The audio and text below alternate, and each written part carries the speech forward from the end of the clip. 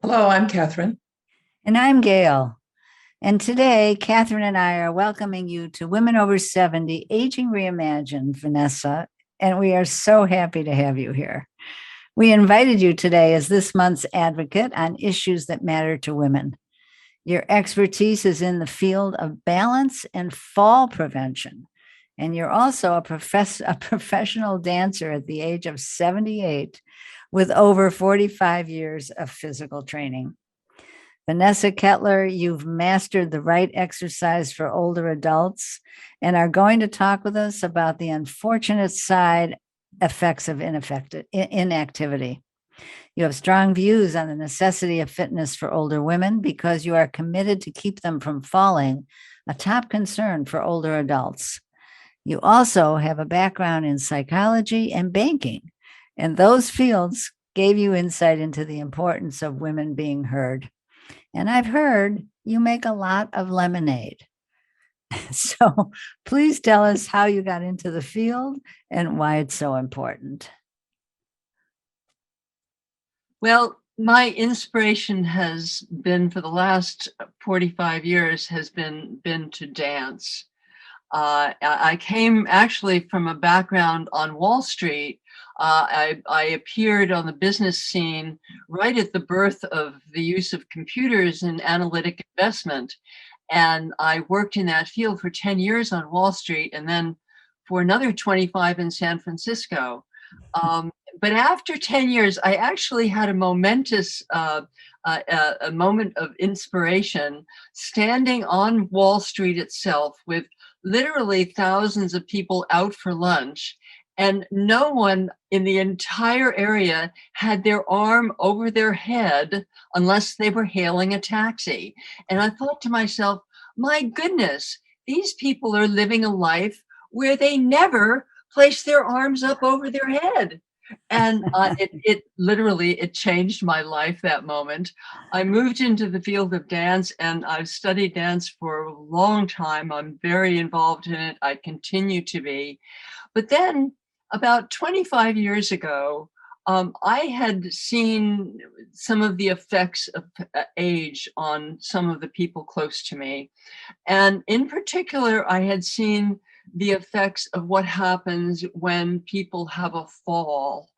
And how their health can deteriorate so quickly after that, and that it is such a terrible shame that that happens. I decided to get actually into the field. This is kind of a funny thing, I think. I decided to get into the field of working with helping older people exercise more because I thought, well, if I work with older people, I will always be the youngest person in the room. And so that really was part of my motivation, and it's been an incredible journey. I developed a lot expertise in the field of balance in particular, and developed a number of exercises myself using my own background in dance and fitness, exercises that are very gentle, that are profound in the effects that they have. And they have allowed me to be as active as I want to and be more active than ever. I don't believe in a lot of what I think of as myths about aging that many people do believe. Many people seem to think that as you get older, you slow down. Mhm. And I'm not sure why people think that, because as you get older, you have a lot more time on your hands and you have the capability of actually for doing much more Mhm. because you don't have to work. I mean, isn't it a blessing not having to work and being able to really thrive in our older years? I know a lot of people who think of getting older as going over the hill. Uh, I went to I went to a birthday party years ago for this beautiful young vital woman who turned 60. Her husband had decided the theme for the entire party was over the hill with a gravestone on all the napkins. And I thought to myself, this is absolute, but many people have bought into those myths. Mhm. And as one of the things that I've noticed as we get older, and my work goes through different focus areas as it develops, and one of the areas I'm really focusing a lot on right now is the element of stiffness Mm. and how it affects us. And as we get older, we get stiffer more quickly. Inactivity makes us stiffer more quickly. It makes everyone stiff. Inactivity is actually, Right. it is as bad for your health. It has been evaluated as being as bad for your health as smoking or obesity. It has also been declared a worldwide epidemic. And this is for all ages. And we certainly see the results of some of inactivity in our nation with the rate of obesity that we have. Mhm. 40.8% of all adults are evaluated as being obese in the United States. And we are not uh, alone, although many other countries have very different profile for that. We are definitely less active, and inactivity. The thing, and the thing that I wish that people would. There are several things that I would hope that people would hear from my message today. One is that if you feel stiff, it's not because you're getting older. It's because you've been doing less. And if we feel stiff, if we feel like we're older, if we wake up and we feel kind of cranky, and the key to it is to move. Absolutely to move. And the thing is that as we get older, because we get stiffer more quickly, we have to move more, not less. Are So there any moves that you can recommend, Vanessa? oh, absolutely. They're wonderful, wonderful things. And I'd like to show there's one movement in particular that I would love to demonstrate for you. Please do. But before we get to that, let me talk for a few more minutes about some of the things that can really help us to Mhm. prevent.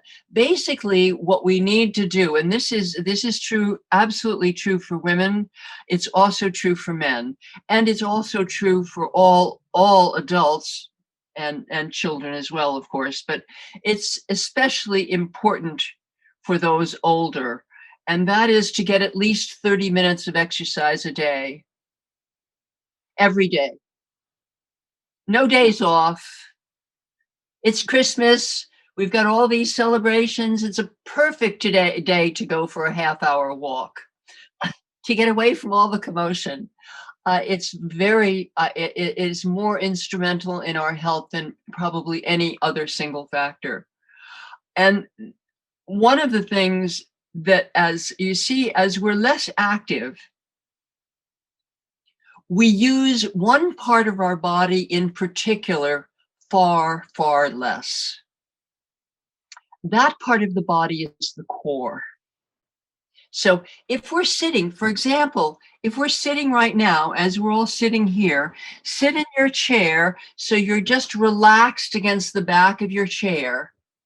And I want you to notice something. So I want you to now, first of all, bring your waist a little bit forward so you're sitting more forward. Put your hand on your abdomen. Now, sit back again in your chair and relax, and what happens? Your abdomen goes, it poofs out. And what happens, the reason for that is your core disengages when you sit.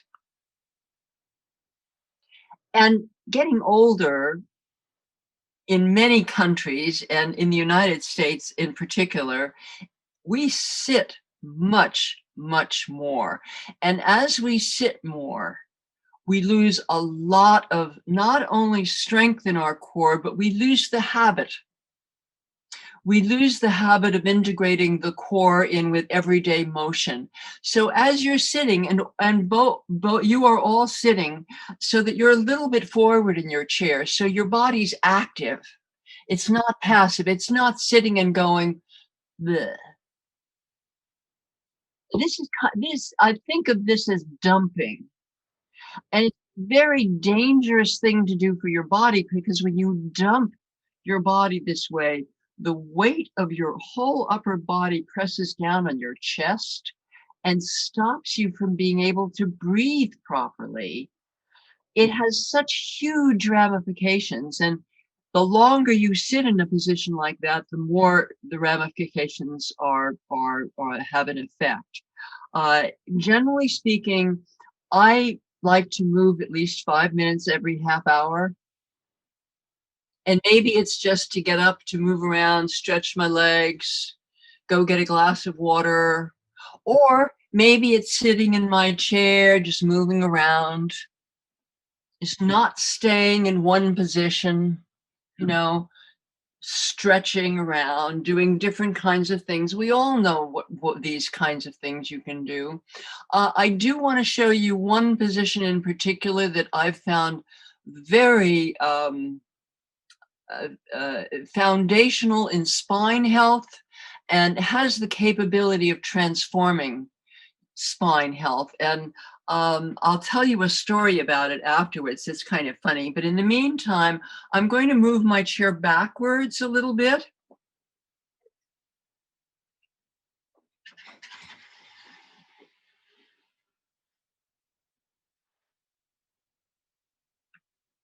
I want you to sit toward the front of your chair, and everyone watching today, sit toward the front of your chair. Have your feet under your knees, and we're going to think about our legs like they're two covers on a book. And we're going to open one cover up to the side and the other cover up to the side, and land with your ankles under your knees. This is a really crucial thing. Most people will have their feet out like this. I want you to make sure you have your knees right under your feet. It's the other way around. Your knees right over your feet. And then take your lower back. Your lower back is right here at the back of your waist. Take your hand, put it on your waistband, and then put your palm there with your fingers pointed down toward the chair. That's your sacrum, also known as the lower back. You want to have your lower back upright. From a health point of view, it is far more functional if it's upright. We want to avoid the lower back being tilted like this. Instead of thinking of lifting the chest up, straighten out your lower back. And then take and bring yourself forward and up, and focusing straight ahead, forward and up.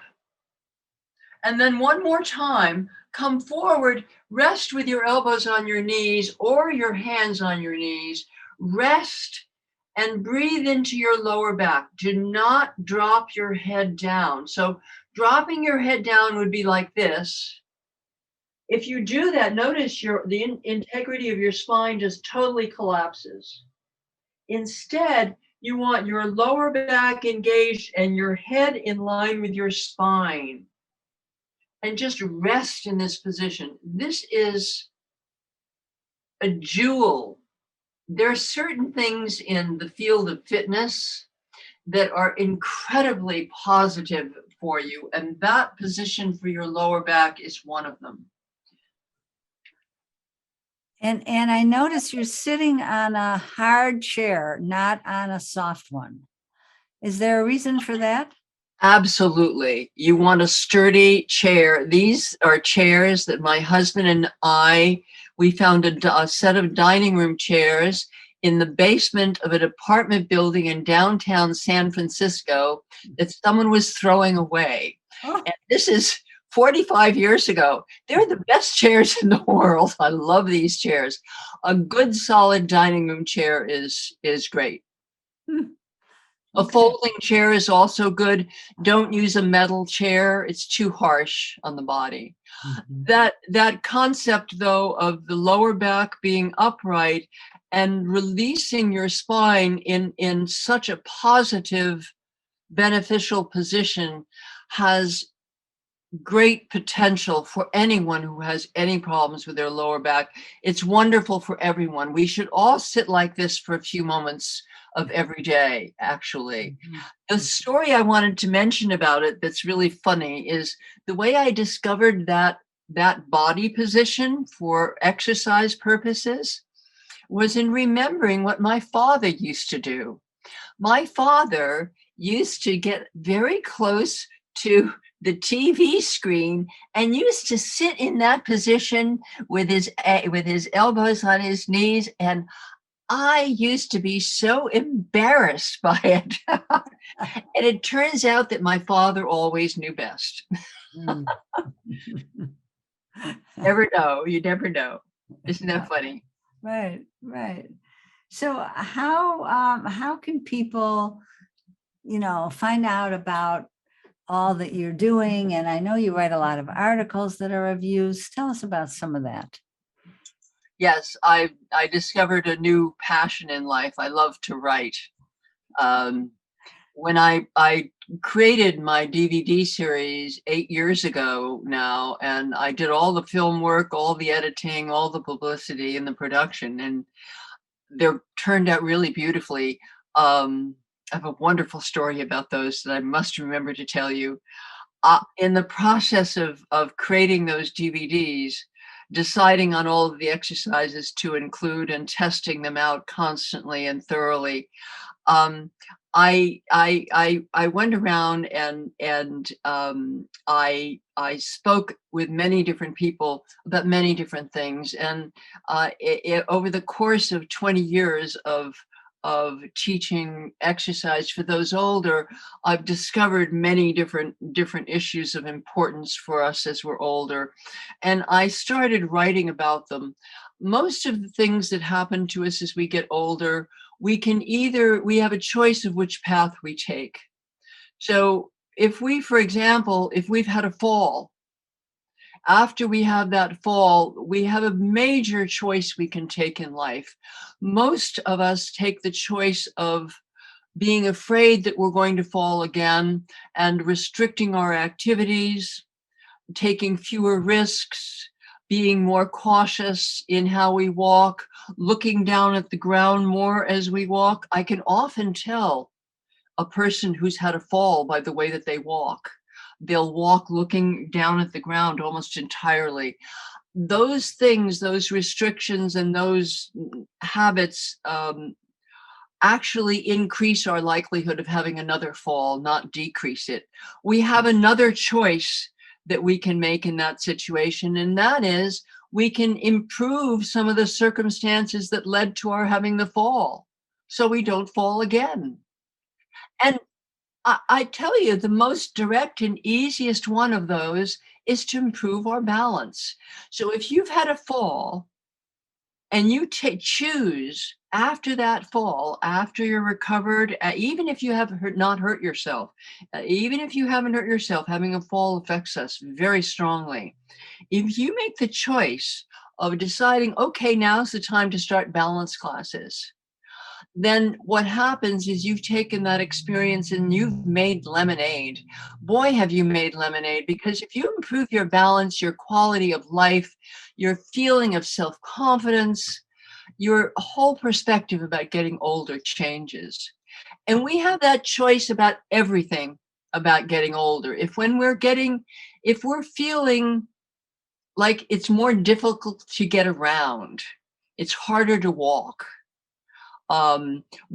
partly because we're afraid we might fall, but maybe also because our feet are not in as good shape as they used to be.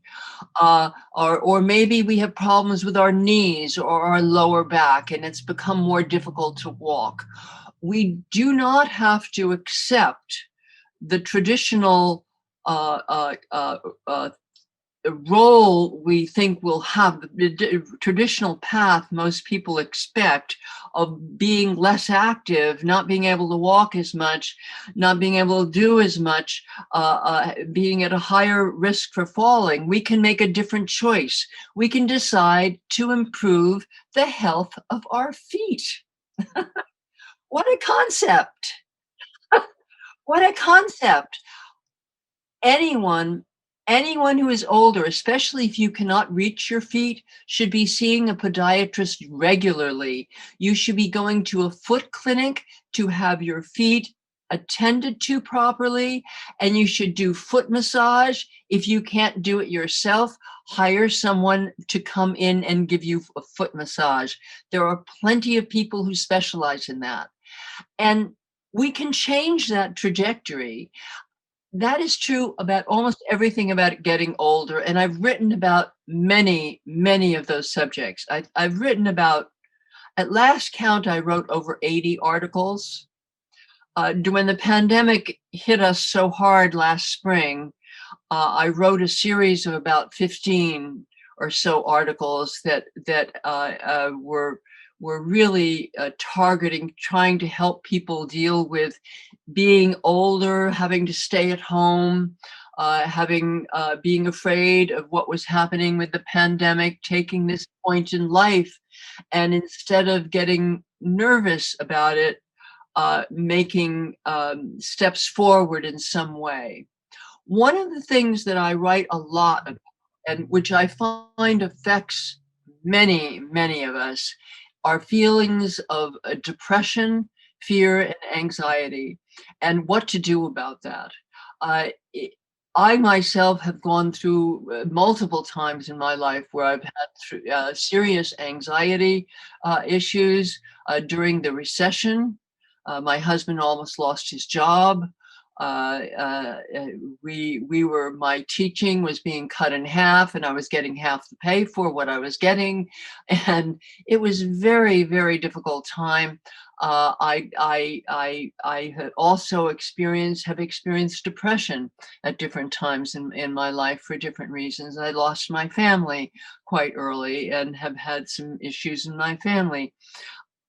We can do so much about these things, and the key, I think actually the key to all of the issues about how our feelings can be overwhelming, plus any of the issues we have about stress, about difficulty, challenges, one of the keys that is fundamental in all of this is simply practicing breathing each day, including breath exercises as part of the 30 minutes of exercise you do every day.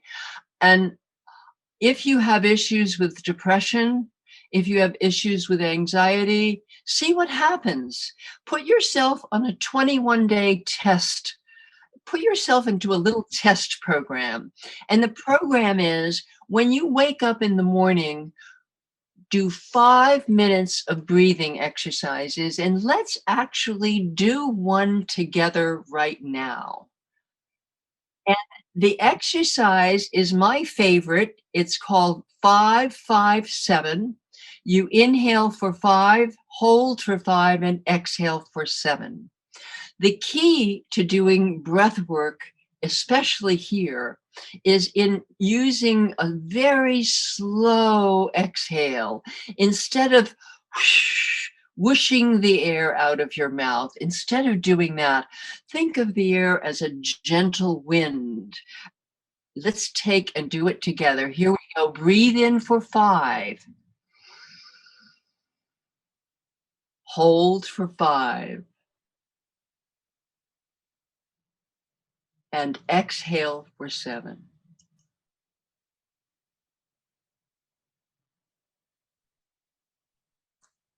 Are we doing it with our mouth open or closed? Breathe in through your nose and out through your mouth. Let's do it again together. Breathe in for 5. Hold for 5. And exhale for 7.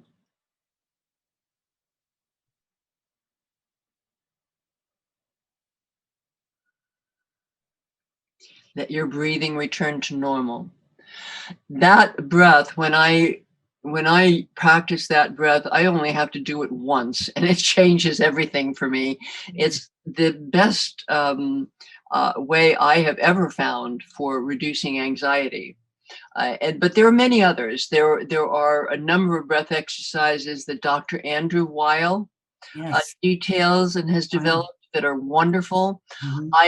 I love him. I love his work. I think he speaks really well for a new age of health. And breath exercise to him is the most critical issue in a patient's health. And Mhm. I believe it to be so as well myself. The problem is, you see, the problem is, unfortunately, most of us don't want to. And and I mean, we really resist strongly, many of us, especially the times when you need to take a deep breath are often the times you're least open to taking a deep breath. You're in the midst of rushing somewhere and having to get something done, or you're terrified, or you're really worried. And it's almost as if the feelings, the negative feelings, get a hold on you and fight. You're trying to get through them. All I can say is, and this is about exercise as well as anything else, most people, when they go to exercise, do not want to. And that's fine. There are a couple of reasons that's fine. One is that exercise is really not set up for your entertainment. It's set up for your health. There are a number of things we do for our health that we might not necessarily choose to do if we could do whatever we wanted to.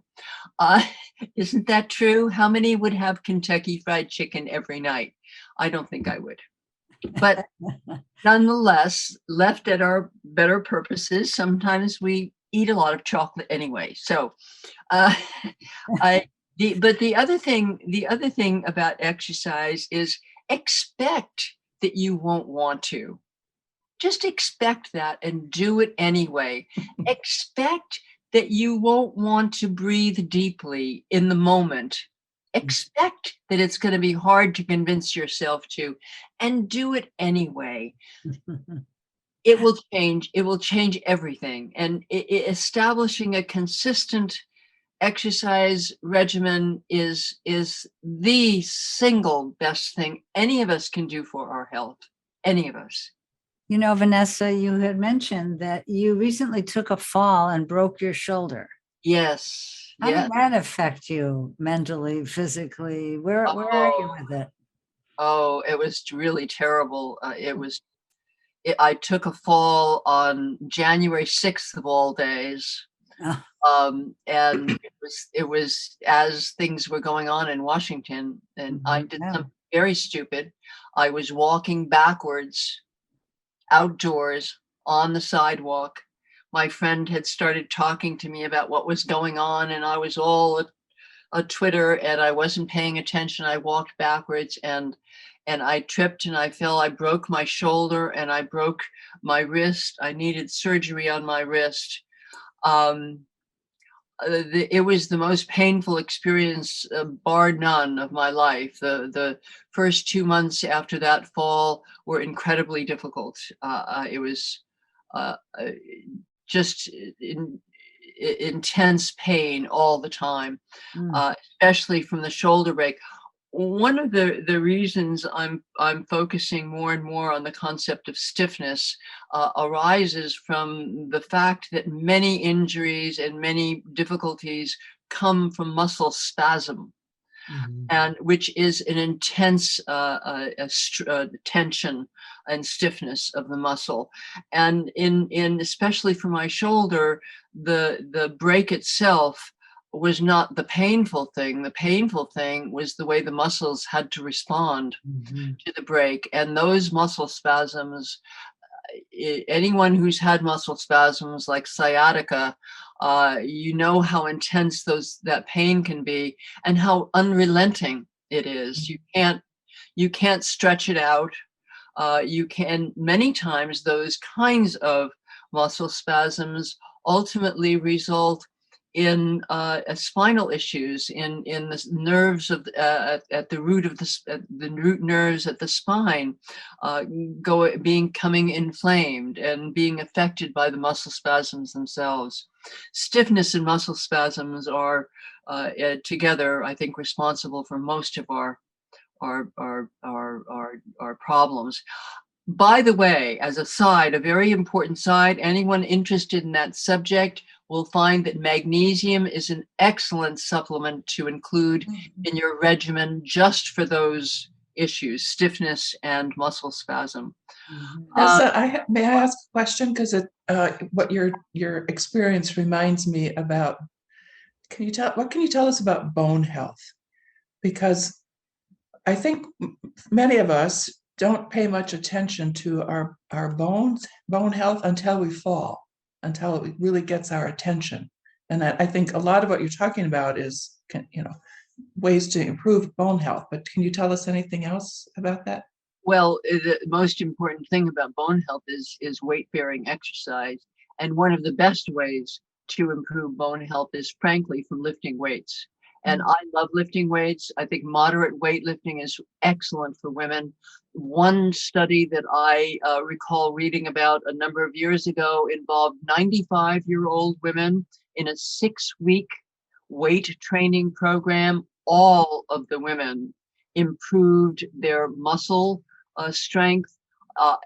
Ultimately, they will improve their bone health as well.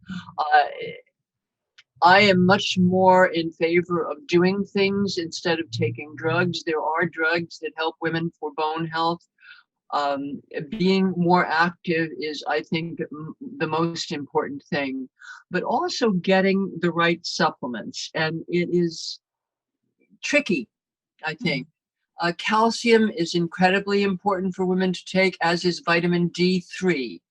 And magnesium as well. Potassium is very important.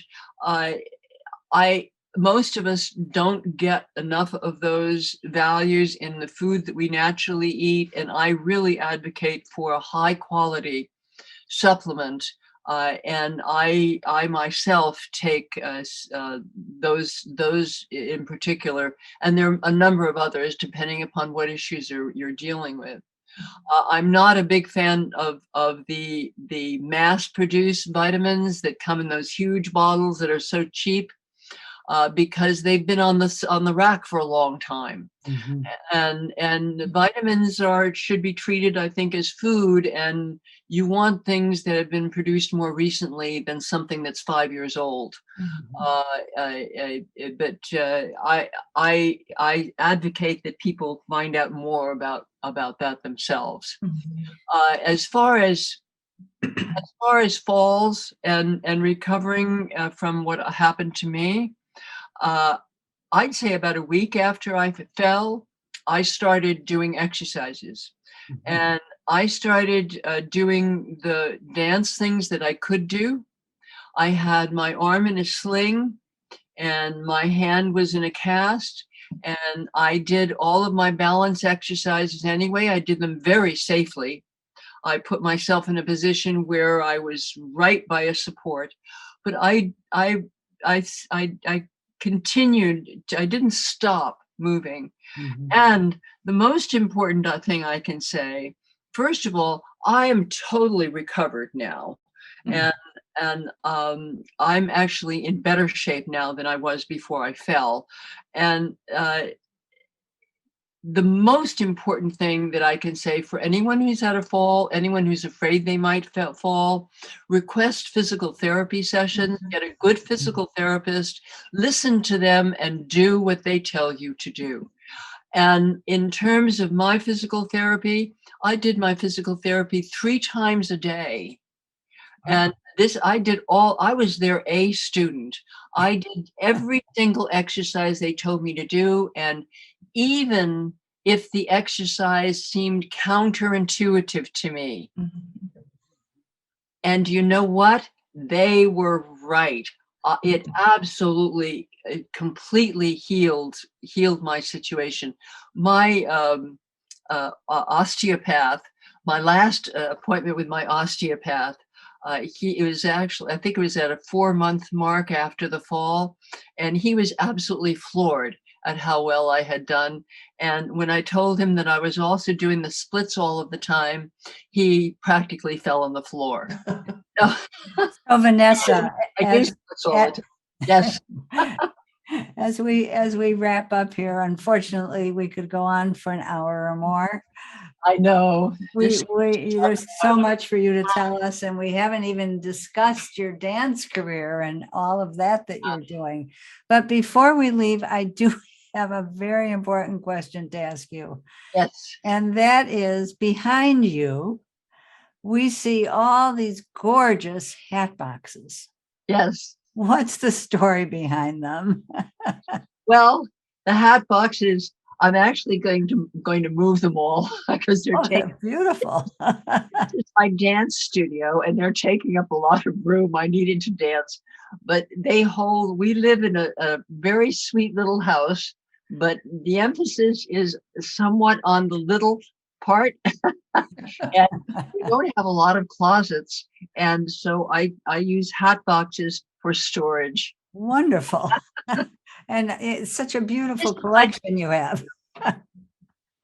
Yes. So just one more moment, if we, I think you have something really special coming up in is it Christmas time or January? Yes, thank you for mentioning it. Thank you. It is an event that I'm producing. It's on December 19th at 7 p.m. It's a virtual event that people from all over the world will attend, I'm hoping. And what I've done is I've been a member of the dance community in Northern California for a long time, and I know many of the beautiful dancers. And I've asked them to film dances in front of a common backdrop, and as well to interview themselves and speak about what has brought them to dance and to tell us stories that they've never told anyone else. And there are 7 of us. And this event is, I'm producing the entire thing. It's virtual. And you can get tickets on Eventbrite. Everyone can come. It's going to be wonderful. It's going to be really wonderful. You're going to get to hear these 70-year-old women who it's like it's the beginning of their beauty, and they've already been beautiful for 50 years dancing. These are incredible women, and it's really going to be a pretty special event. And you're going to send us a link so we can share that. And I'll be one of the dancers as well, by the way. Okay. I'll be dancing to Duke Ellington, my favorite musician of all time, Duke Ellington. Sounds wonderful. And do you have a website? I do. What is it? My website holds all of my 80 articles, so you can go to it and read so much about what you can do about any problem you have, whether getting older has to do with it or not. And the website is www.building-better-balance.com. The page wonderful. to go to is Balance News, but you can also buy my DVDs on the website. And this last thing I'd like to mention about my DVDs is that one senior residence in Santa Rosa during the pandemic had no other outlet for exercise other than my DVDs. They played them 3 times a week to their residents for a year and a half. The results were so incredible. They invited me to come and watch their class, and they all looked so beautiful. One of them was a woman in her 90s who had severe scoliosis, who cured herself of it by doing my exercise videos. So they're really wonderful. If you have any issues with falling and want to improve your balance, please go to my website and buy my DVDs. Thank you so much. Thank you. Thank you. Well, thank you so much for being with us today, Vanessa. We really appreciate it. And the words of wisdom you've imparted are very important and crucial for our Women Over 70 community. Well, thank you so much for inviting me. It's lovely to see you both and meet you. You're doing a wonderful, wonderful thing. Thank you. You're welcome.